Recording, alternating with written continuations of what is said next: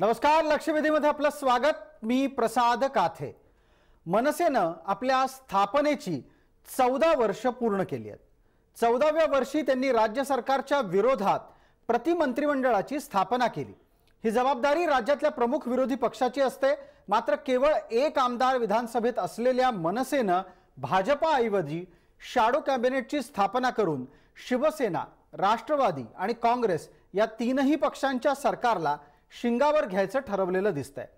शिवसेनेची कवचकुंडल नाकारून राज ठाकरेंनी आपल्या राजकारणाला 14 वर्षांचा कार्यकाळ पूर्ण केलेला आहे। इतक्या कालावधीत राज ठाकरे यांच्याच भाषेत सांगायचं असेल तर सत्ययुगात राम वनवासातून परतले होते आणि कलियुगात वांद्रे वरळी सी लिंक बांधून पूर्ण झाला होता। तेव्हा या 14 वर्षात मनसे अध्यक्ष राज ठाकरे आणि त्यांचा पक्ष कुठून कुठं पोहोचला याची चर्चा ही ओघानं येणारच आहे। पण आजच्या चर्चेत मनसेच्या नव्या हिंदुत्ववादी चेहऱ्यामुळे होणारा राजकीय बदल सुद्धा आपल्याला मोजायचा आहे। राज यांचा आजवरचा धोरण चकवा यापुढे राहणार नाही अशी किमान अपेक्षा त्यांच्या मतदारांना असतानाच महाराष्ट्रामध्ये प्रतिमंत्रिमंडळ स्थापन करून राज नक्की कोणाला आव्हान देतात? भाजपाला, मविआला की दोघांना? आणि यातून तरी पक्षाला चांगले दिवस येणार आहेत का? या आणि अशा अनेक मुद्द्यांसह आजची लक्षवेधी चर्चा। 14 वर्षांनंतर तरी मनसेचा वनवास संपणार?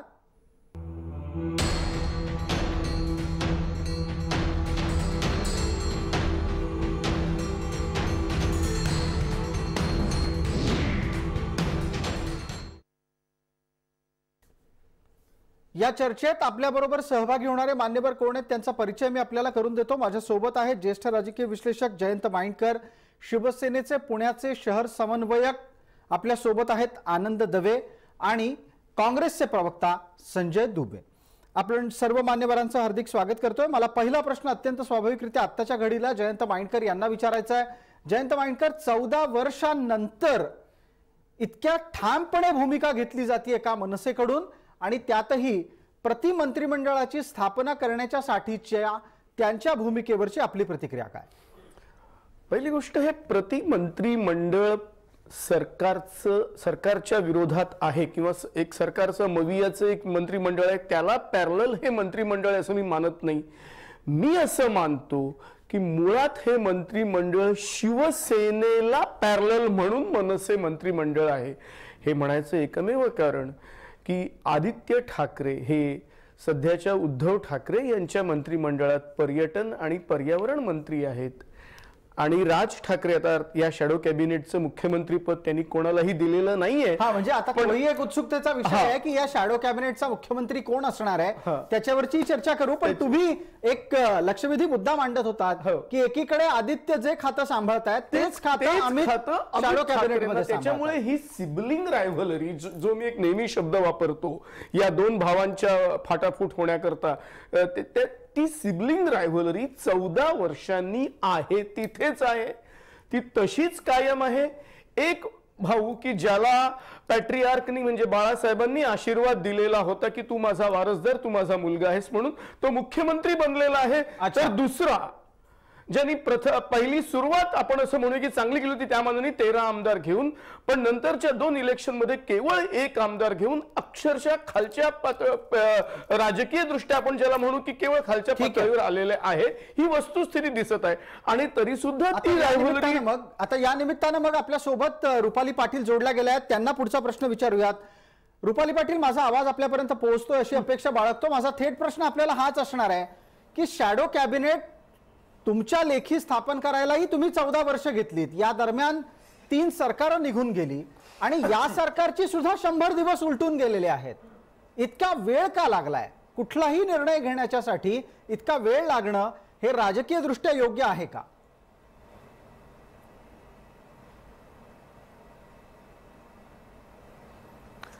एक लक्षात घ्या, याच्या आधी मला वाटतं विलासराव देशमुखांच्या वेळी भाजप आणि शिवसेनेने शॅडो प्रतिकृती मंत्रिमंडळ स्थापन केलं होतं आणि 23 मागच्या अधिवेशनामध्ये सन्माननीय राजसाहेब ठाकरे यांनी तेव्हा घोषणा केली आणि कोणाला दाखवण्यासाठी आणि करण्यासाठी नाहीये.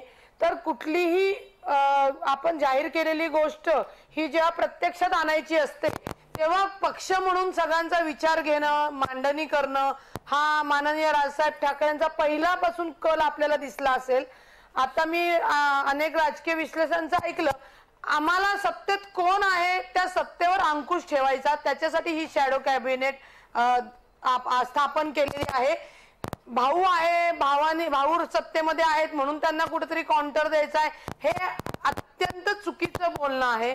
असा कोणताही विषय आमच्या स्वतःच्या मीटिंग मध्ये कधीही नव्हता किंवा आमच्या मनातही आला नाही. मी आत्ताच जय महाराष्ट्रावर ऐकतेय.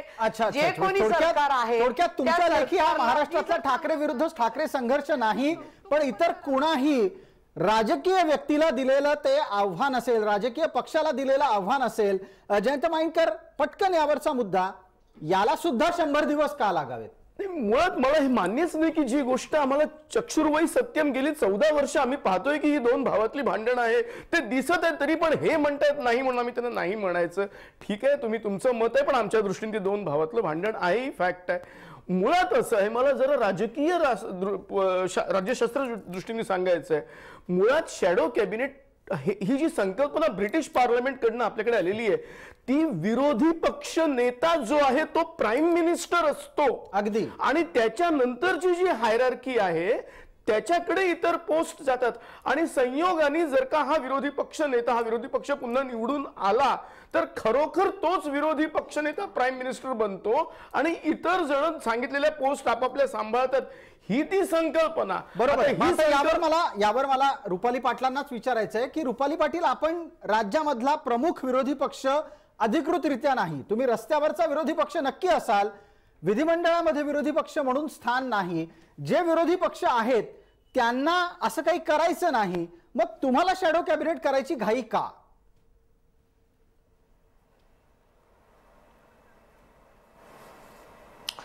विरोधी पक्षांनी काय करायचं, म्हणजे जे आता विरोधी पक्ष आहेत तो ज्याच्या त्याच्या पक्षाचा इंटरनल भाग आला. आमचा विषय म्हणताल तर आम्हाला कुठेतरी ठोस, आम्ही काम करत असताना आमच्या कार्यकर्त्यांना, आमच्या नेत्यांना एक बळ द्यायचं होतं, त्याला एक छानसं एक प्रतिकृती रूप द्यायचं होतं, म्हणून आम्ही त्याला शॅडो कॅबिनेट मंत्रिपद म्हणजे मंत्रिमंडळ म्हणलेले. आता आमच्या मंत्रिमंडळाची कुणी धास्ती घेण्याचं कारणच नाहीये.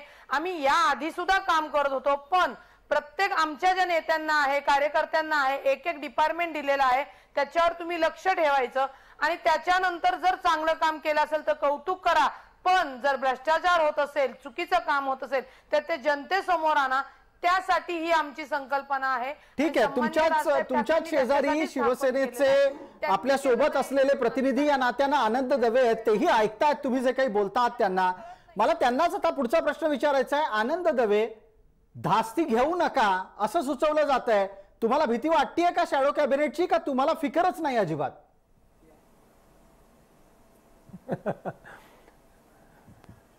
नाही, त्यांनी आम्हाला ऐकवलेलं नाही हे नक्की आहे. सर्वप्रथम या चर्चेच्या पहिल्या फेरीत तरी आपण आज मनसेला शुभेच्छा देऊ.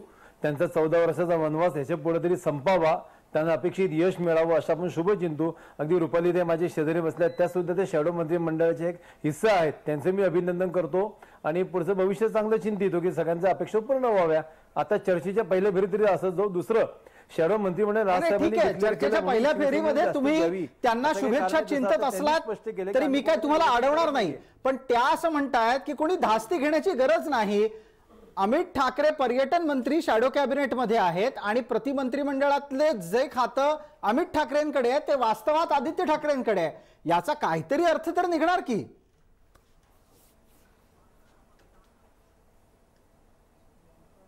नाही, आता ते ज्यांनी केले त्यांनाच अर्थ माहिती, पण आता तरी त्यांच्या प्रतिनिधी म्हणून रुपालीताई म्हणतायत की आमचं तसं काही नाहीये, कोणाशी वैर नाही, शत्रुत्व नाही. आमचे भविष्यातले नेते त्यांनी कोणत्या विषयाचा अभ्यास करावा हे आम्ही त्यांना एक दिलेलं डिपार्टमेंट आहे, तर आपण त्यांच्यावर आता तरी विश्वास ठेवायला हरकत नाही. अच्छा, म्हणजे तुम्हाला आता तरी त्यांच्या भूमिकेवर विश्वास ठेवायचा आहे. संजय दुबे यांना विचारूयात. निदान संजय दुबे, काँग्रेसला तरी भीती वाटते का या शॅडो कॅबिनेटची?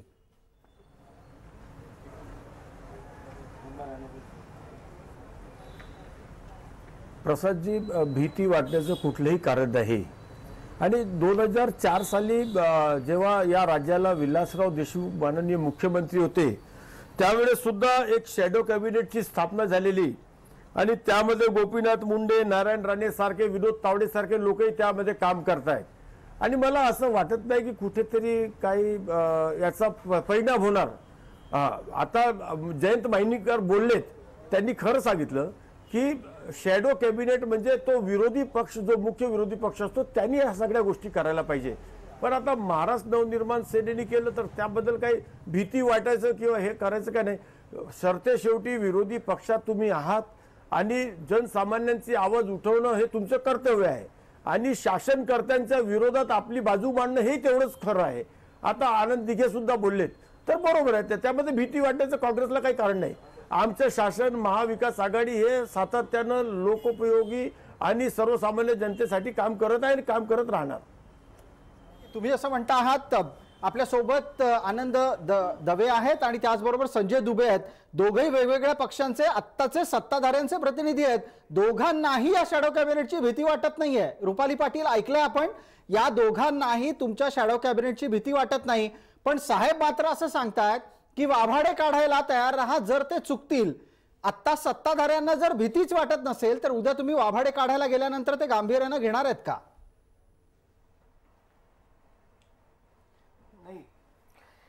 प्रसादजी, आम्ही त्याच वाक्यानं धरून बोललोय की चुकले तर वाभाडे, आम्ही चुकणार नाही याची आम्हाला खात्री आहे. ठीक आहे ना, रुपाली पाटील यांना उत्तर देऊ द्या एकदा. सांगायचंय की सन्माननीय राजसाहेब ठाकरेंनी सांगितलं जर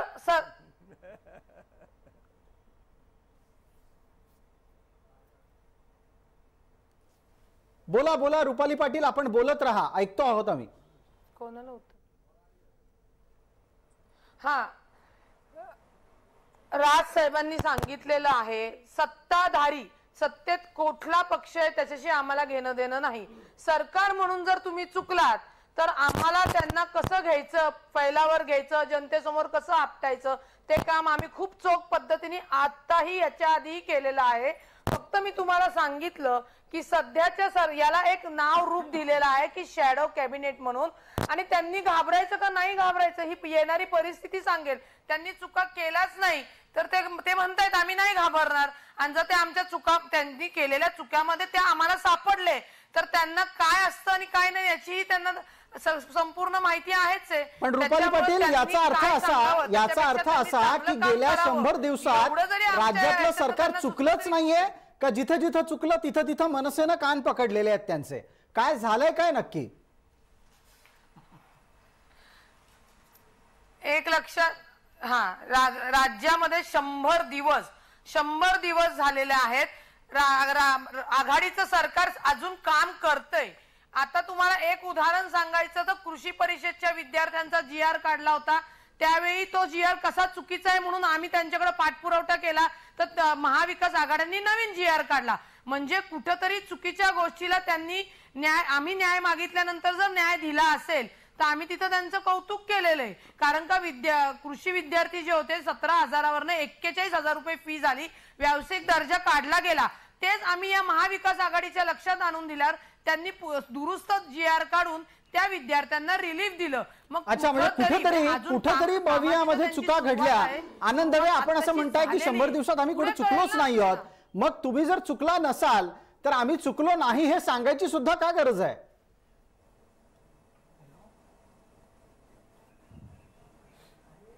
नाही, चूक असं नाही म्हणता येणार ना. त्यांनी एक दुरुस्ती सांगितली, ती आम्ही दुरुस्ती केली. ह्या गोष्टी होत राहणार ना.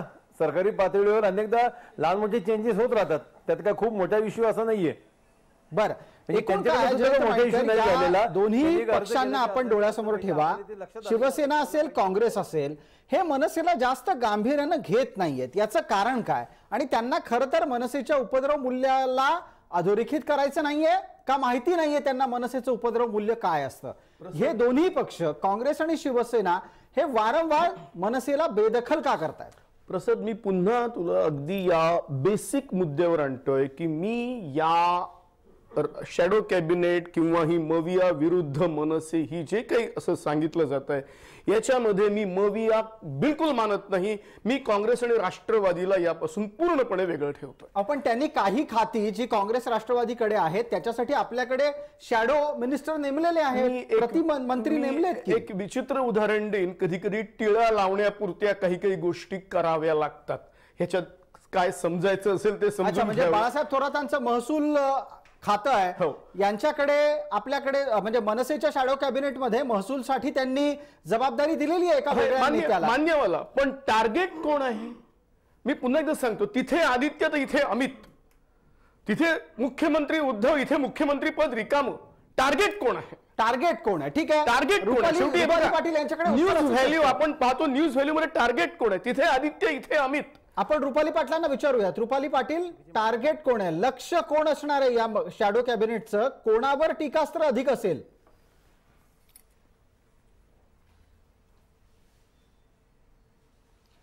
जे चुकणार आहेत ते टीकेवर राहणार आहेत. आणि जर तुम्हाला एक सांगायचंय, आम्हाला गांभीर्य द्या असं आम्ही कोणालाही सांगायला गेलेलो नाहीत.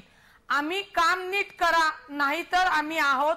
आणि त्याला मी परत तुम्हाला सांगते की हे जे सांगतायत की आदित्य विरुद्ध अमित, तर असा कोणताही विषय मला कार्यकर्ती म्हणून ज्या आम्ही मीटिंग मध्ये होतो तेव्हा दिसलेला नाही. एकच विषय होता सन्माननीय राजसाहेब ठाकरेंचा. आता योगायोगाने म्हणा मुख्यमंत्री साहेब जर उद्धव साहेब आहेत आणि ते राजसाहेबांचे बंधू आहेत, त्याला काय कोण करूच शकत नाही, कारण का ही नाती ती त्यांची परमेश्वराने घडवलेली आहेत. आता राहिला की मुख्यमंत्री पद रिकामं का ठेवलं, तर ते खूप जबाबदारीचं मुख्यमंत्री पदाचा विषय असतो. भविष्यात माननीय सन्माननीय राजसाहेब ठाकरेंचे अजून काही वेगळे प्लॅन असतील ते आपल्या समोर येतील. आता प्रत्येक, मग तो राष्ट्रवादीचा मंत्री असू दे, शिवसेनेचा असू दे, काँग्रेसचा असू दे, प्रत्येकाला एक मंत्री आम्ही डिपार्टमेंटला दिलेला आहे. त्या डिपार्टमेंटला आम्ही एक टीम दिलेली आहे. वास्तविक पता आमच्या डिपार्टमेंटची जबाबदारी आहे की त्या डिपार्टमेंटचं. रुपाली पाटील आपल्याला आठवत असेल, रुपाली पाटील आपल्याला आठवत असेल, मनसेच्या अगदी सुरुवातीच्या काळात सुद्धा विविध विभाग तुम्ही तयार केलेले होते पक्षामध्ये आणि त्या विभागांचे अध्यक्ष असायचे. पुढे जाऊन ते विभागांचे अध्यक्ष भलत्याच कामाला लागले. त्याच्यामुळे नंतर ते विभाग एक प्रकारे संस्थेच्या संघटनेच्या रचनेतून दूर झाले. या शॅडो कॅबिनेट मधली ही भीती तुम्हाला वाटते?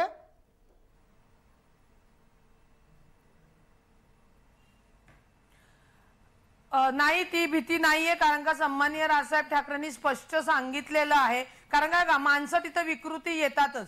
खऱ्या मंत्रिमंडळात सुद्धा चुकीची माणसं आली तर चुकीचे कारभार होतात आणि त्याच्यामुळं मंत्रिमंडळ बदनाम होतं, नाव खराब होतं. सन्माननीय राजसाहेब ठाकरेंनी पहिल्यांदाच सांगितलेलं आहे की कुठलीही प्रेस घेताना, कुठल्याही गोष्टी करताना मला सांगितल्याशिवाय घ्यायचं नाही. म्हणजे त्याच्यावर चर्चा अभ्यासपूर्वक केल्यानंतरच ह्या गोष्टी होणार आहेत. आणि त्यातूनही कुठल्या माणसाची समजा चुकी झाली तर त्याला त्या पदावरनं काढण्यासाठी साहेब मागे पुढे बघणार नाहीयेत.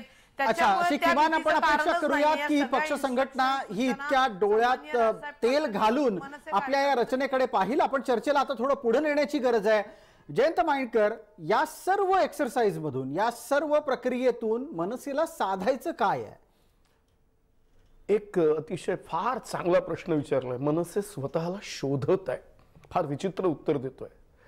मनसेनी स्थापनेपासून माझ्या दृष्टीने ही मला वाटतं चौथी बदललेली भूमिका, दुसरा बदललेला ध्वज, असं आपण याच्या आधी सुद्धा डिस्कशन मध्ये बोललेलो आहोत. आणि कदाचित ही त्यांची सध्याची जी गुढीपाडवाला ते म्हणालेले आहेत की मी अनाउन्स करीन नवीन भूमिका, आणि जी आपण सगळे एक्सपेक्ट करत आहोत की ती प्रो बीजेपी राहील. आणि याचं कारण असं आहे, प्रो बीजेपी म्हणण्यापेक्षाही ती राज्य सरकारच्या विरोधात राहील. राज्य सरकारच्या काही काळापासून सातत्यानं राज्य सरकारच्या विरोधात आम्ही असू असे संकेत दिलेले आहेत, वक्तव्य केलेली नाही. ती राज्य सरकारच्या विरोधात यासाठी राहील कारण हे सरकार मुळात ज्या पक्षातून राज ठाकरे बाहेर पडलेले आहेत त्या पक्षाचे मुख्यमंत्री भूषवत आहेत. सरळ शब्दात ही सिबलिंग रायव्हलरी जी 14 वर्षांपूर्वी सुरू झालेली होती दोन भावांच्या मध्ये, की खरे बाळासाहेबांचे वारस कोण, आज बाळासाहेबांच्या नंतर आणि 14 वर्ष झाल्यानंतर ही ती, आणि उद्धव ठाकरे मुख्यमंत्री झाल्यानंतरही स्टेटस को ज्याला म्हणता येईल तो कायम आहे. आपण त्या स्टेटस कोवरच जास्तीत जास्त राहिलं पाहिजे. अच्छा, जर ते नाकारत असतील, त्यांचं म्हणणं आहे की तो एक निव्वळ योगायोग नाही, आहे. असं नसतं. दोन भाऊ हे राजकारणात दोन ध्रुवांवर असणं हा निव्वळ योगायोग नाही, आहे. नाही, नाही, प्राप्त नाही. परिस्थितीमध्ये पण प्राप्त एक- मी परिस्थितीमध्ये या वाक्याला त्यांना एवढंच- भाऊ बनकी दिसत नाही. मी या वाक्याला एवढंच सांगतो की 1990 ते 2006 पर्यंत हे एकत्र होते ना. 1990 पासून हे दोघंही भाऊ बाळासाहेबांच्या बरोबर शिवसेनेत सक्रिय झाले. तेव्हा सेना बीजेपी अलायन्स होतं. तेव्हा 16 वर्ष हे दोन भाऊ एकत्र होते. आपणही आता आपल्या ऍडव्हर्टाईज मध्ये बघा ते समोर दिसत आहेत की कसे ते दोघं जण भाऊ, आणि एक तर फेमस फोटो आहे की बाळासाहेब दोघांच्या खांद्यावर हात ठेवून बसलेले आहेत. त्याच्यामुळे ते एकत्र होते ना. अच्छा, आता ते वेगळे झाले, त्यामुळे राजकारणाचे मार्ग वेगळे असतील. पण तुम्ही जो एक मुद्दा मांडला त्या निमित्तानं चर्चेमध्ये तो घेऊयात, आणि मला त्याच निमित्तानं रुपाली पाटील यांना विचारायचं आहे. रुपाली पाटील, आपण शॅडो कॅबिनेटच्या मुद्द्यापासून पुढे सरकलेलो आहोत. मनसे या सगळ्या एक्सरसाइज मध्ये, या सगळ्या प्रयत्नातून आपला मार्ग अजूनही चाचपडतीये का?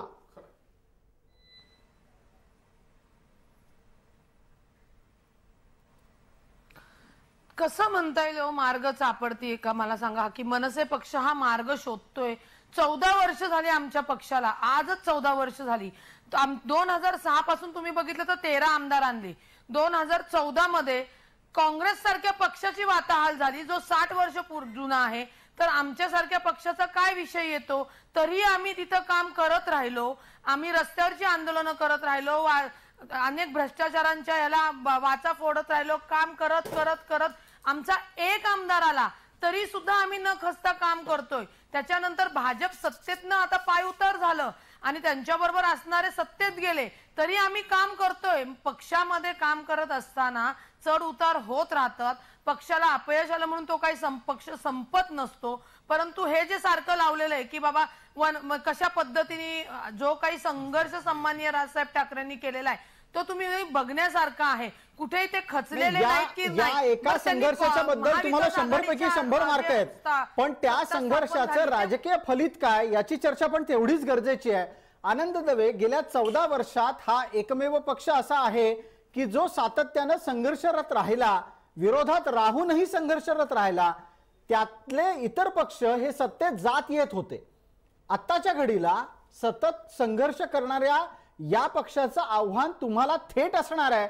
तुम्हाला ते नाकारायचं असेल तर तुम्ही नाकारू शकता. आनंद दवे,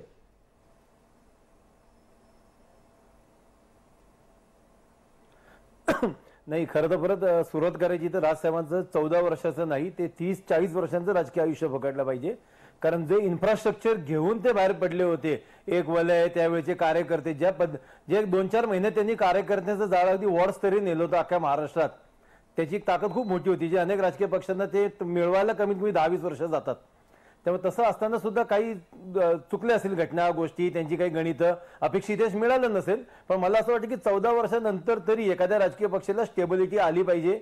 अजूनही त्यांनी दुसरे पक्ष कसे पराभूत झाले किंवा ते कसे हारत हारत गेले म्हणून माझे सुद्धा हारण्याला एक नैतिक अधिष्ठान कमी सुद्धा हारणे बरोबर असू शकतं हे पटवण्याच्या पेक्षा थोडं पुढे जावं. प्रत्येक निवडणुकीत सेम एकच राजकीय शत्रू, एक राजकीय मित्र असंच असून चालावं. प्रत्येक निवडणुकीत कार्यकर्त्यांना सुद्धा शत्रू कळला पाहिजे, मित्र कळला पाहिजे, विचार कळले पाहिजे. असं केलं तर निश्चित चांगलं भविष्य प्रत्येक राजकीय पक्षाला. याच्यावर रुपाली पाटलांचं उत्तर लगेच लागेल. रुपाली पाटील, आपण याच्यावर उत्तर देणं फार गरजेचं आहे, कारण आता पक्षाच्या ध्येय धोरण, भूमिका बदल या सगळ्या विषयांना पुन्हा एकदा फोडणी दिली जाते.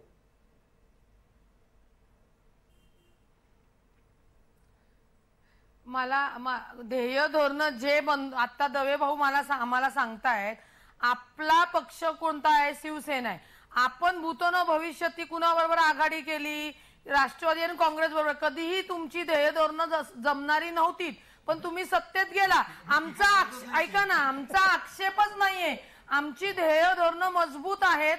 आमच्याकडे जर कोणी बोलण्यासाठी आलं तर आम्ही त्या पाहुण्यांचा सन्मान करून त्यांच्याशी चर्चा करतो. आम्ही कुणालाही शत्रू म्हणत नाहीये, कुणालाही मित्र म्हणत नाहीये. म्हणजे त्यांचा रोज जो आहे की आता भाजपवर आधी टीका केली, आता तुम्ही, आमचं काम आहे जे काम करणार नाही त्यांच्यावर टीका करणं आमचा अधिकार आहे. तुम्ही त्यांच्याबरोबर युतीत असून मागेही सत्तेत होतात, आता महाविकास आघाडी बरोबर सत्तेत आहात. आमचा तो विषय नाही की बाबा तुम्ही का सत्तेत गेलाय.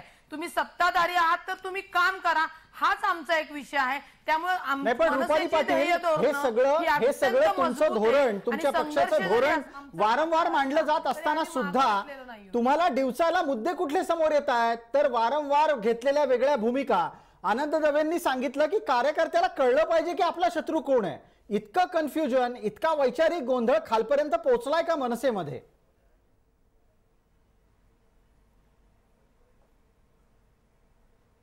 अजिबात गोंधळ वगैरे नाहीये. उलट शिवसेनेनं मी तर म्हणेल कुठेतरी गणपती बाप्पांनी बुद्धी दिली का काय की त्यांनी भाजप बरोबर करून लगेच आज महाविकास आघाडी बरोबर सत्तेमध्ये आले आणि आता राष्ट्रवादी काँग्रेस काँग्रेस असेल, राष्ट्रवादी असेल, सेना असेल, कार्यकर्त्यांची मनं जुळलेली आहेत का हो? कार्यकर्ता त्यांना दुश्मन म्हणून ग्राउंड लेवलला काय वागणूक देतात हे आम्ही डोळ्यांनी बघतोय, पण आम्ही त्या विषयात जातच नाही. आम्ही कामाच्या आणि आमचं जे ध्येय ठेवलं त्याच्यावरच आम्ही बोलत आहोत. त्यांनी 10 वेळा आम्हाला तुमचं चुकतंय, तुमचं हे होतंय, त्याच्यापेक्षा तुम्ही काय काम करताय ते जर सत्तेत राहून दाखवलं तर जास्त बरं पडेल. आनंद दवे, याचं काही उत्तर आहे आपल्याकडे? आनंद दवे. नाही, रुपाली त्यांनी आमच्याबरोबर काम केलेले, त्यांना कल्पना आहे. शिवसेना आदेशावर चालते. आता आम्ही मनसे सुद्धा आदेशावरच चालतो. मनसे काही फार लोकशाही मार्गाने चालणारा पक्ष असं नका समजू. जशी शिवसेना चालते तसाच मनसे चालतो. सर्व पदाधिकाऱ्यांना सन्मानाने बोलवलेलं आहे.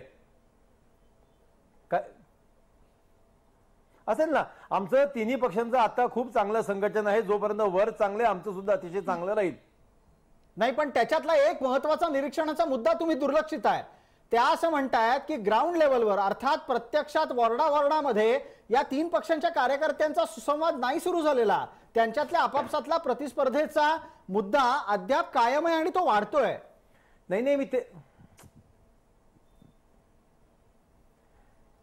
मी तेच सांगायचा प्रयत्न करतोय. असं बिलकुल नाही. पुण्यामधले 2 आनंद उत्सव असतील किंवा 2 निषेधात्मक कार्यक्रम असतील, आम्ही एकत्र केलेले आहेत. आता सुद्धा हा कार्यक्रम आपला आताचं डिबेट संपल्यानंतर कोंडव्याला राष्ट्रवादीचा कार्यक्रम आहे, जिथं आमच्या सगळ्या पदाधिकाऱ्यांना बोलवलेलं सन्मानाने. आज आम्ही व्यासपीठावर असणार आहोत एकत्र. आमचं अतिशय चांगलं ट्युनिंग, आमचं मस्त चाललेलं आहे. आमचं मस्त चाललेलं आहे. जयंत वाईनकर, याच्यावरची एक प्रतिक्रिया आपल्याकडून पटकन अपेक्षित करतो. मस्त चाललंय. नाही, मगाशी एक शब्द आला इन्फ्रास्ट्रक्चर. हा इन्फ्रास्ट्रक्चर शब्द मी जरा एका पीठ या शब्दावर नेतो. राज ठाकरे यांनी एकदा असं आयत्या पीठावर उद्धव, म्हणजे त्यांनी नाव घेतलेलं, अर्थात त्यांचं इम्प्लाय तेच होतं की उद्धव काय आयत्या पीठावर रेघोट्या उडवत आहे, असे ते शब्द होते. त्यावर बाळासाहेब तेव्हा हयात होते, त्यांनी एकदम एका पब्लिक मीटिंगमध्ये असं एक वाक्य म्हटलं, तू सुद्धा इथचंच पीठ घेऊन गेलेला आहेस. त्याच्यामुळे हे पीठाचं भांडण, हे वैचारिक भांडण, तेच मगाशी मला वाटतं दवेंनी थोडंसं सांगितलं की इन्फ्रास्ट्रक्चर हेच आहे. आणि म्हणून मी मगासपासून म्हणतोय की हे शॅडो कॅबिनेट नाहीये, हे shadow Shivsena Thackeray led Shivsena, shadow Raj led MNS, याच्या पलीकडे काहीही नाहीये. Sibling rivalry is continue. ठीक आहे, आपण या मुद्द्यावर एक छोटीशी जाहिरातीची विश्रांती घेतोय. लवकरच परत येतो लक्षद्वीपच्या पुढच्या भागामध्ये.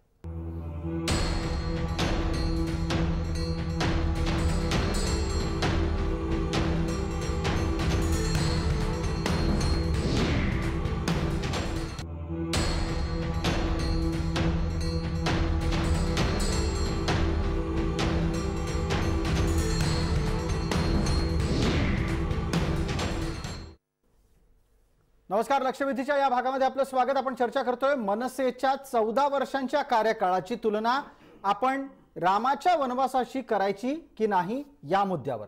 आता आपण या मुद्द्याची आणि अर्थातच या भागाची सुरुवात करतोय ती रुपाली पाटील यांच्यापासून. रुपाली पाटील आपल्या सोबत पुण्याहून जोडल्या गेलेल्या आहेत. रुपाली पाटील, आपल्याला नुकतंच राज ठाकरे यांनी ठाण्यातल्या एका मुलाखतीत दिलेलं उदाहरण आठवत असेल. 14 वर्षात जेव्हा राम आपला वनवास पूर्ण करून अयोध्येला परत आले, तेवढ्या काळात भारतामध्ये एक समुद्री पूल बांधून पूर्ण झाला. हे उदाहरण विनोदी वाटेल ऐकायला, पण या 14 वर्षात तुमच्यात काय बदल झाले?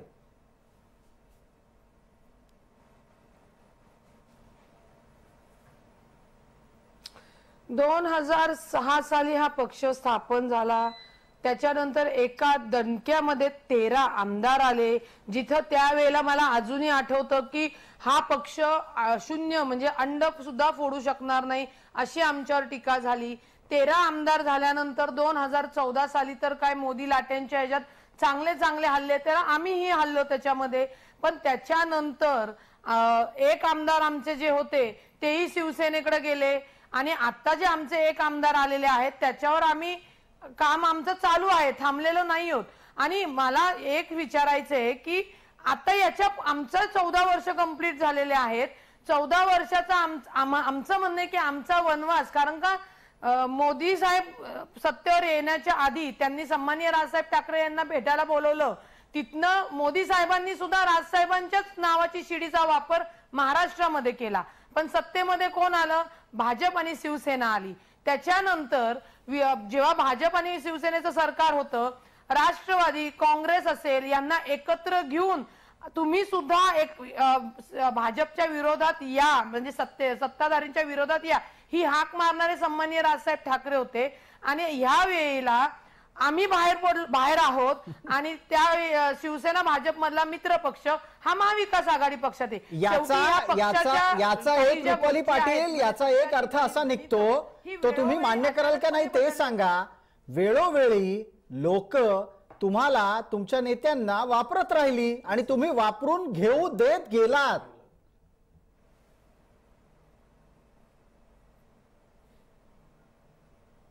नाही, असं वापरून घ्यायला सन्माननीय राजसाहेब ठाकरेंचं व्यक्तिमत्व अजिबात नाहीये. त्याच्यामुळे ही तुम्ही जे म्हणता हे पटणारं नाहीये. पण आता राहिला पक्षाच्या ह्याच्यामध्ये जर त्यांनी आक्रमक भूमिका घेतला तर तुम्ही म्हणणार की राज ठाकरे एवढी आक्रमक भूमिका कशी घेतात. ते बोलले नाही तर म्हणणार तुम्ही असं चालत नाही राजकारणामध्ये, तुम्ही बोललं पाहिजे. राजसाहेबांनी सांगितलं की यशाला जसे 10 बाप असतात तसे अपयशाला सुद्धा अनेक व्यक्ती सांगणारे असतात की असं केलं असतं तर झालं असतं, तसं केलं तर असतं झालं असतं. पण शेवटी पक्ष हा सन्माननीय राजसाहेब ठाकरेंना चालवायचा आहे. त्याच्यामुळे ते त्यांच्या विचारांनी आणि मजबूत विचारांनी आणि पकडनी तो पक्ष चालवत आहे आणि महाराष्ट्र नवनिर्माण त्याच्यामध्ये समाधानी आहे. राहिला फ्युचरचा विषय, आता ज्या स्थितीत आहात त्या स्थितीत समाधानी आहात असं म्हणत असाल तर पुढची वाटचाल आणखीनच आव्हानात्मक आहे. मला वाटतं संजय दुबेंना या निमित्तानं चर्चेत आपण सहभागी करून घेऊया.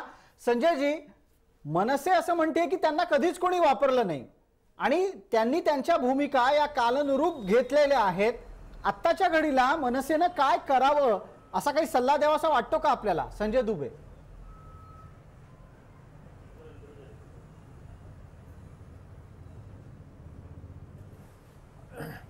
असं आहे की त्या पक्षाबद्दल त्यांच्या ज्या प्रवक्ता आहेत त्यांनी आपलं म्हणणं मांडलंय. आता कोण कुणाचा केव्हा वापर करतोय, कशा पद्धतीने वापरला जातोय हा त्या वापरला गेलेल्या पक्षाला माहित आहे आणि त्यांच्या नेत्यांना माहित आहे आणि ह्या सगळ्या जगाला माहित आहे. कोणी किती कोणाबद्दल काय बोलावं कसं बोलावं याबद्दल मी काही जास्त बोलणार नाही. पण संजय दुबे, तुम्हाला सुचवायचं काय याच्यामध्ये? तुम्ही कुठल्या पक्षांबद्दल बोलताय आणि तुम्हाला सुचवायचं कुठल्या पक्षांबद्दल किंवा ह्या सगळ्या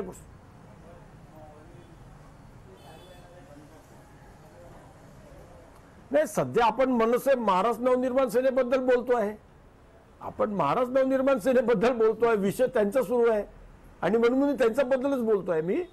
आणि बर, संजय दुबेंची प्रतिक्रिया आपल्यापर्यंत आली. काही तांत्रिक कारणांमुळे कदाचित त्यांचा पुढचा आवाज आपल्याला ऐकू आला नाही. रुपाली पाटलांपर्यंत तो विषय नक्की पोहोचला असेल. रुपाली पाटील, कोणी कोणाला किती वापरलं हे त्या पक्षाच्या कार्यकर्त्यांना आणि नेत्यांना ठाऊक असेल. इतकी थेट काँग्रेसची प्रतिक्रिया आहे, तरीही तुम्ही म्हणताय की कोणी वापरून घेतलं नाही म्हणून?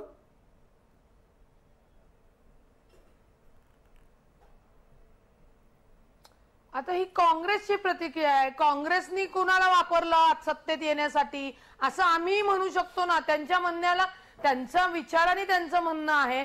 आमच्या विचाराने मी तुम्हाला सांगते की आम्हाला कुणीही वापरून घेऊ शकत नाही. इव्हन माझं म्हणणं आहे की सन्माननीय राजसाहेब ठाकरे हे नावच एवढं मोठे की त्यांना कुणीही वापरून घेऊ शकत नाही. आणि साहेबांच्या नावामुळे म्हणजे आता काँग्रेस जर म्हणत असेल आम्हाला वापरून घेतलं, आता त्यांना कोण आम्ही सांगणार आहे की तुम्ही हा विचार करू नका, तो विचार करा. सोयीनुसार भूमिका घेणं सोपं असतं. ठामपणे भूमिका घेऊन म्हणजे 60 वर्ष जर काँग्रेस पक्ष आहे आणि आज त्यांची अवस्था जर बघितली तर वाईट आहे. पण म्हणून आम्ही काही त्यांना नावं ठेवणार नाही, कारण का चांगल्या पक्षाची जर दुरावस्था होत असेल, आम्ही तर 14 वर्षाचेच आहोत. त्याच्यामुळे जयंत माइंडकरांना या संदर्भात निरीक्षण मांडायचं आहे, त्यांचं म्हणणं ऐकणार आहोत. जयंत माइंडकर, असं हे बघा, थोडेसे रुपाली पाटील आपण जरा अगदी व्यवस्थित बोललात, फक्त जरा ते डिस्क्राईब करणं टाळलं. तेच मी आपलं वाक्य डिस्क्राईब करतो. ठाकरे आणि आंबेडकर ही दोन आडनावच अशी आहेत की इलेक्टोरल बेनिफिट्स त्यांना किती मिळाले, त्यांच्या जागा किती निवडून आल्या, हे आपण क्षणापुरतं इग्नोर पूर्णपणे पत्रकारांनी केलं पाहिजे. आणि आपण ते करतो कारण या दोन्ही व्यक्तींना, राज ठाकरे आणि प्रकाश आंबेडकर या दोन्ही व्यक्तींना त्यांच्या आडनावामुळे ऑरा आहे, त्यांच्या आडनावामुळे प्रभाव आहे आणि त्यांचा स्वतःचा एक फॉलोअर क्लास आहे आणि त्यामुळे त्या दोघांना न्यूज व्हॅल्यू आहे. अदरवाईज अगदी आता इथे ज्यांचा विषय नाही ते आंबेडकर सुद्धा केवळ एक वेळा राज्यसभेवर आणि 2 वेळा लोकसभेवर गेले होते आणि नंतर त्यांना किती मतं मिळतात यावर आपण अनेक वेळा चर्चा केलेली आहे, आपल्यालाही माहिती आहे. पण मग या चर्चेत मध्ये हस्तक्षेप ठेवून हाच मुद्दा मांडतो की तुम्ही राज ठाकरे आणि प्रकाश आंबेडकर अशा 2 महाराष्ट्रातल्या महत्वाच्या राजकीय नेत्यांची उदाहरणादाखल तुलना केलीत. या दोघांमध्ये एक महत्वाचा समान दुवा आहे आणि तो आहे उपद्रव मूल्याचा. एक्झॅक्टली. आणि तेच उपद्रव मूल्य आत्ताच्या घडीला शिवसेना दुर्लक्षित करते का? आनंद दवेंना मला विचारायचं आहे. आनंद दवे, तुम्ही राज ठाकरेंचं उपद्रव मूल्यच नाकारता आहात. मला वाटतं हा राज ठाकरेंवर आणि पर्यायानं मनसेवर सगळ्यात मोठा अन्याय असेल. तुम्ही त्यांचं उपद्रव मूल्य नाकारू शकत नाही, इतकी त्यांची क्षमता नक्कीच आहे.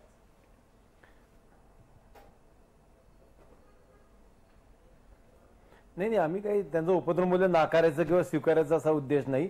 दुसरं, जसं मागाशी एक विषय झाला की पक्षाला वापरलं, तर मला वाटत नाही असं कोणी कोणाला वापरू शकतं.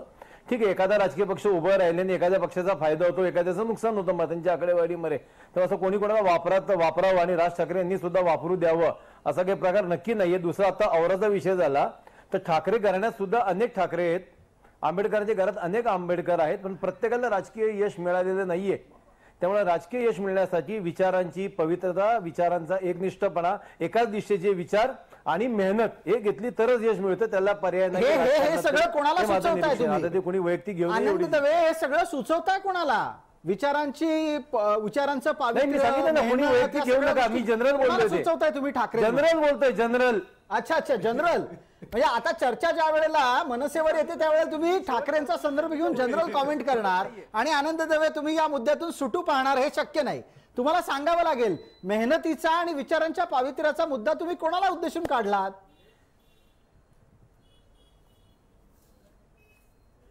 परत एकदा सांगतो, कोणतीही व्यक्ती असो किंवा कोणताही राजकीय पक्ष असतो, विचारांची पवित्रता, विचारांचा ठामपणा आणि कडक सातत्याने असलेली मेहनत ही घेतली तर यश मिळतं. अच्छा, रुपाली पाटील ऐकताय? लोक टोमणेही मारायला लागलेत आता. हो, ऐक. बिलकुल नाही, उगाच लावालावी करू नका हो. नाही, ते माझ्या शेजारीच बसलेले आहेत आणि ते वारंवार स्पष्ट करताय. जर आता तुमच्या माध्यमातून नाही, बिलकुल नाही. जर तो टोमना तुम्हाला असं याच्यातनं सुचवायचा आहे तो आम्हाला असेल तर एक लक्षात घ्यावं की ठाकरे हे आडनाव त्या कुटुंबामध्ये सन्माननीय बाळासाहेब ठाकरेंबरोबर काम करत असताना सन्माननीय राजसाहेब ठाकरे बाहेरून पक्ष स्थापन करतायत, आपले विचार लोकांमध्ये मांडतायत. 14 वर्ष हा विषय, हा संघर्ष त्यांचा चालू आहे. तर हा टोमना आम्ही मनावर घेण्यासारखं नाही. आणि आम्ही तसं बघायला गेलो तर आमची जे काही सरकार विरोधात बोलतोय हे आमचं म्हणणंच नाही सेनेविषयी. अगदी. आणि कसं आहे, तुम्ही तुमची भूमिका मांडायला लागल्यानंतर आनंद दवे समजावण्याच्या भूमिकेत अगदी म्हणायला लागलेले आहे. आमचं असं म्हणणं नाही. अशाच प्रकारे कदाचित त्यांना सुचवायचं असेल. ठीक आहे, हा एक चर्चेतला थोडासा सौम्य असा भाग होता. मला पुढचा मुद्दा घेऊन आता आपल्या बरोबर काँग्रेसचे प्रवक्ते त्यांच्याकडे जायचं आहे. संजय दुबे, मला तुम्हाला प्रश्न विचारायचा आहे. तुम्ही सत्तेत आहात, तुम्ही पुढची 5 वर्ष आपला कार्यकाळ पूर्ण करणार आहात, सत्तेत राहणार आहात असा दावा करताय वारंवार. मनसे येत्या 5 वर्षात प्रमुख विरोधी पक्ष असेल का तुम्हाला भाजपला झुंज द्यावी लागणार आहे?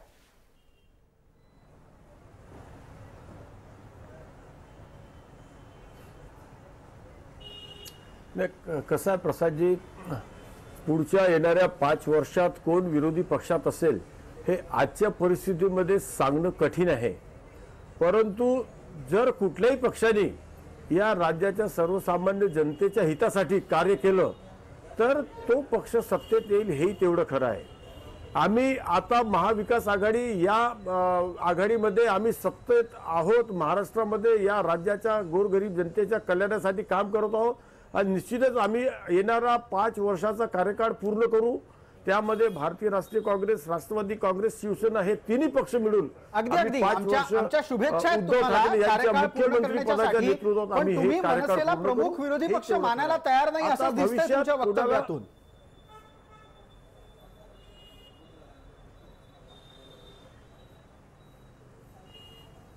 नाही असं दिसतं आहे की नाही. आता सध्या परिस्थितीमध्ये या महाराष्ट्र राज्यात प्रमुख विरोधी पक्ष म्हणजे भारतीय जनता पक्ष आहे आणि त्यांनी चुरस निर्माण करावी भारतीय जनता पक्षासोबत की आता येणाऱ्या भविष्यात मनसे हा प्रमुख विरोधी पक्ष असेल किंवा भारतीय जनता पक्ष विरोधी पक्ष असेल, हे त्यांच्यामध्ये चुरस आहे. आमच्यामध्ये चुरस नाहीच सध्या परिस्थितीत.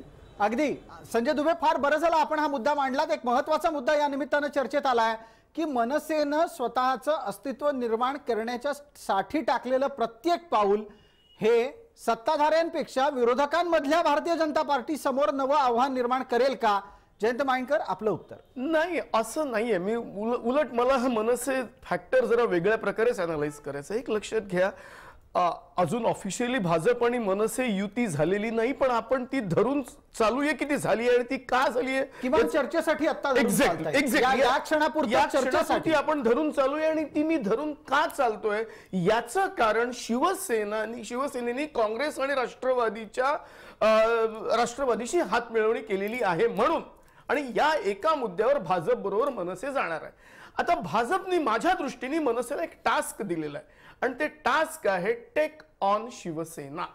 मी काँग्रेस आणि राष्ट्रवादीला 2 पक्ष मानत नाही. मी त्या दोघांची टोटल मानतोय 98, भाजपची टोटल 105. याचा अर्थ काँग्रेस, युनायटेड काँग्रेस आणि बीजेपी हे जवळपास 1 आहेत. भाजपला अशी अपेक्षा आहे की शिवसेनेला थोडक्यात काय तर भारतीय जनता पार्टीनं शिवसेनेला जे कधी काळी त्यांच्या सोबत इतके वर्ष राहिले त्यांना अंगावर घेण्याच्या ऐवजी मनसेला पुढे केले आणि मनसेचं हे पुढे करणं जे काही आहे ना, एक्झॅक्टली हे जास्त घातक पक्षाच्या प्रतिमेसाठी असतं का? थोडंसं बोलू का? याचं कारण असं आहे की भारतीय जनता पार्टीला पाहुण्यांच्या हातून साप मारून घेणं किंवा दुसऱ्यांच्या हातून काम करवून घेणं याच्यामध्ये भारतीय जनता पार्टी सारखी कोणताही अतिशय निष्णात पक्ष नाही. ठीक आहे, आताच्या घडीला तरी मनसेवर भारतीय जनता पार्टीला बोलायचं नाही, त्यामुळे तुमच्या या मुद्द्याला उत्तर देण्यासाठी इथे कोणी भाजपचा माणूस. पण रुपाली पाटलांना आपण विचारू शकतो.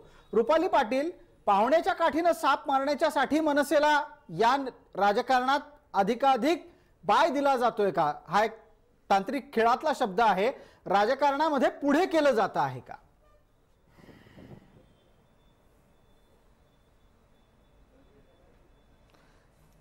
भाजपला तुम्ही जे सांगते की भाजप लक्षात घ्या सत्तेत असताना त्यावेळी त्यांना मनसे जवळ वाटली नाही आणि आता जर त्यांना भाजपच्या दृष्टिकोनात ना जर भाजपला वाटत असेल, कारण का भाजप विरोधी पक्ष स्वतःला सक्षम म्हणत असताना त्यांना गरज काय हो मनसेला यांच्या अंगावर सोडण्याची? त्यांच्या दृष्टिकोनातनं हे मी बोलतेय. आमच्या दृष्टिकोनातनं आम्ही आमचं जे काम आधी करत होतो ते आत्ता करतोय. आधी राष्ट्रवादी आणि काँग्रेस विरोधात होतं त्यावेळी सुद्धा आम्ही हेच काम करत होतो आणि आता फक्त जे सत्तेतलं सरकार होतं ते विरोधात बसलेले. पण भाजपला वाटत असेल की नाही मनसेनी करावं तर त्याला आम्ही उत्तर देणं म्हणजे काय उत्तर देणार आणि काय ती त्यांची विचार करण्याची हे असणार आहे. जी सत्तेत असताना आम्हाला त्यावेळी जवळ करू शकत नाही, बोलू शकत नाही, अशा लोकांना आम्ही आत्ता विरोधात गेल्यावर जवळ पाहिजे. याच्यावरनं तरी आमची ताकद समजून घेतली पाहिजे की मनसेला गांभीर्यानं का घेतात आणि कशासाठी घेतात. अच्छा, किमान रुपाली पाटील, भाजप तरी तुम्हाला गांभीर्यानं घेतोय, शिवसेना आणि काँग्रेस वारंवार तुम्हाला गांभीर्यानं न घेण्याचीच भूमिका बाळगताना दिसतात. हे तरी या चर्चेनिमित्तानं अधोरेखित झालं. आपण एक छोटीशी जाहिरातीची विश्रांती घेऊ, लवकरच परत येतो लक्षवेधीच्या पुढच्या भागामध्ये.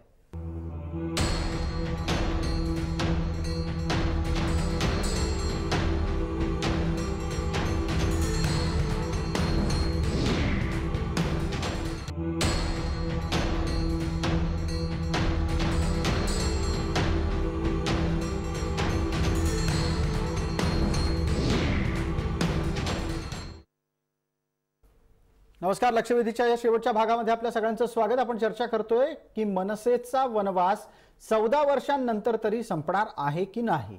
जयंत माइंडकर यांना माझा या भागातला पहिला प्रश्न आहे. जयंत माइंडकर, जर समजा मनसे हा आता प्रमुख विरोधी पक्षाच्या भूमिकेमध्ये जाण्याच्यासाठी तयारी करत असेल तर त्यांनी स्वतः काय बदल केले पाहिजेत याची किमान एक राजकीय विश्लेषक म्हणून आपण सूचना तरी नक्की मांडू शकता.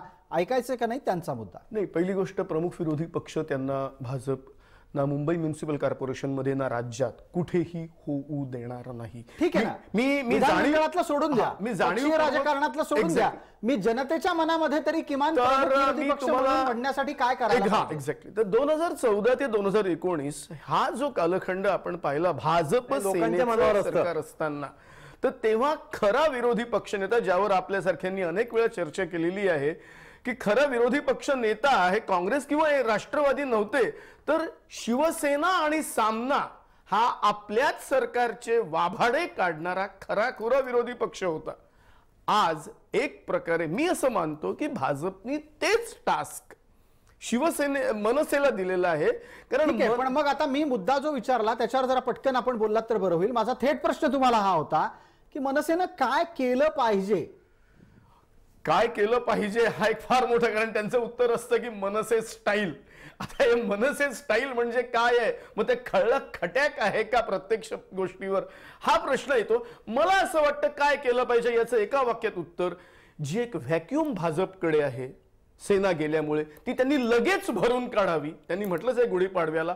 आणि त्यानंतर भाजप मनसे युती होऊन त्यानंतर जर त्यांची सतत वाटचाल भाजप बरोबर राहिली, स्वतःची वेगळी चूल नसताना, तर एक पुढच्या काही वर्षात आपल्याला हा पक्ष भाजप बरोबर काही प्रमाणात वाढलेला दिसू शकतो, ज्याचे फायदे भाजपलाही होतील आणि ज्याचे फायदे या पक्षालाही होतील. मग आता मला रुपाली पाटलांना विचारायचंय की तुम्ही समांतर भाजपच्या चालणार आहात का सोबत चालणार आहात?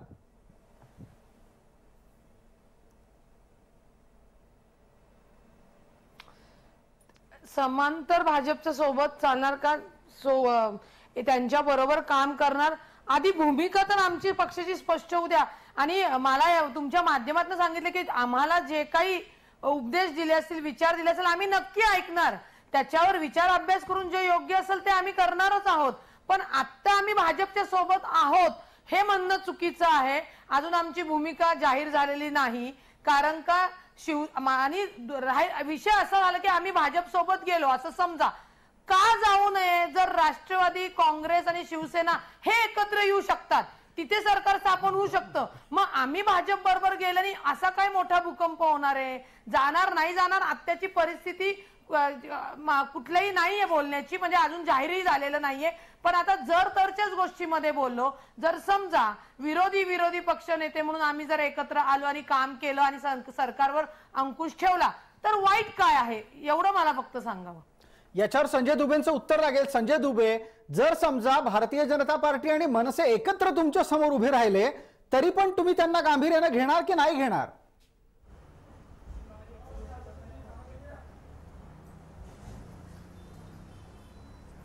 प्रसादजी, असं आहे ना की विरोधी पक्षांनी आपलं कार्य करावं आणि विरोधी पक्षांनी आपलं कार्य करते वेळेस या राज्यातील विरोधी पक्ष नावाने जे काम करणारे पक्ष आहेत ते सगळे एकत्र आले तर त्यांचं स्वागत आहे.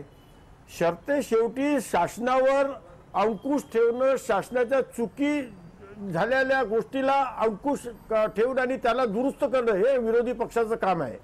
आणि आम्ही जर त्यांना हा मौका दिला तरच त्यांचं महत्व येईल तिथे की त्यांनी आम्हाला सुधारण्यासाठी काहीतरी केलं आहे. आम्ही जेव्हा तिन्ही पक्ष मिळून या राज्यामध्ये शासन चालवतोय आणि आम्ही चूक करणार नाही किंवा त्यांना चूक करून मौका देणार नाही तर ते आपले आहेत जसे ते. थोडक्यात काय, तर येत्या काळामध्ये भारतीय जनता पार्टीच्या सोबत जायचं का नाही हा मनसे समोरचा एक आव्हानाचा मुद्दा असेल. दुसऱ्या बाजूला सत्ताधारी दावा करतात की ते चुकणारच नाहीयेत. आनंद दवेंचं एक पटकन निरीक्षण घेऊयात या संपूर्ण चर्चेवर. आनंद दवे.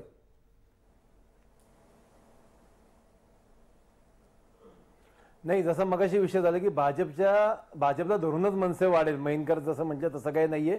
भाजप एवढं मोठं नाहीये की त्यांनी कोणाला वाढवावं किंवा कमी करावं. येणाऱ्या 4-6 महिन्यात दिसेल भाजपमध्ये जे आले होते, जी सूज होती असं आम्ही आधीपासून म्हणत होतो, ती सूज आता कमी होताना दिसेल.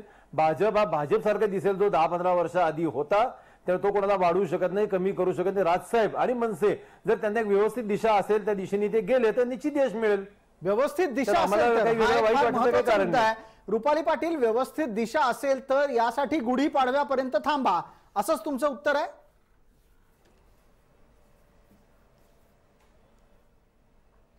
नाही, आमची दिशा व्यवस्थितच आहे.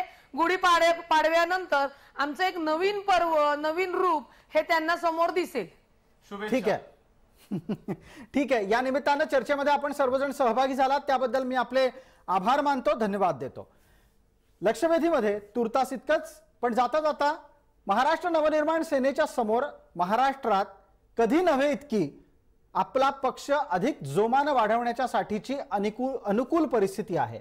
कारण ज्या पक्षाबरोबर ते सातत्यानं यापूर्वी संघर्ष करत होते तो पक्ष आता सत्तेत आहे आणि त्या पक्षाला सत्तेत असल्यानं त्यांचा बोल लावण्याचा अधिकार प्राप्त झालेला आहे. दुसरीकडे आत्ता विरोधांमध्ये असलेला महाराष्ट्र नवनिर्माण सेनेच्या सोबत प्रमुख विरोधी पक्ष या नात्यानं महाराष्ट्रात स्थापित झालेला भारतीय जनता पक्ष हा महाराष्ट्र नवनिर्माण सेनेसाठी अनुकूल भूमिका घेताना दिसतोय. त्यामुळे या आत्ताच्या परिस्थितीचा अधिक लाभ मनसे उचलेल अशी किमान अपेक्षा बाळगूयात. अन्यथा राजकारण आपल्या पद्धतीनं महाराष्ट्रात चालत राहील. तुर्तास लक्षवेधीमध्ये इतकंच. ताज्या बातम्यांसाठी पहा फक्त जय महाराष्ट्र.